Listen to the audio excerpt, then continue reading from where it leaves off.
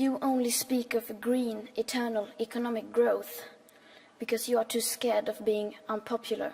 Со овие зборови пред светските лидери на 15 години, швеѓанката Грета Тунберг се здоби со светска популарност во незината борба против климатските промени. Во август минатата година започна свој протест пред зградата на шведскиот парламент, а поговорите на конференцијата за климатските промени на Обединетите нации и Светскиот економски форум во Давос, денеска е номинирана за Нобеловата награда за мир.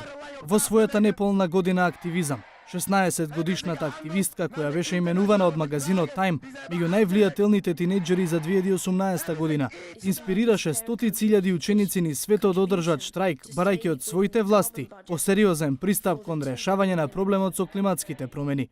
Македонката Јасмина Карлсон, која околу 20 години живее во Шведска, за нејзиниот активизам вели дека е безпрекорно истраен и генерално ужива голема поддршка во Шведска. Ние психолозите, значи ние ја поддржуваме, лекарите ја поддржуваат, меѓутоа и во секоја група на психолози не се сите за неа, некои мислат дека она треба да биде во школа, значи има различни мислења, меѓутоа ја мислам дека повеќето се ја поддржуваат нејзината порака.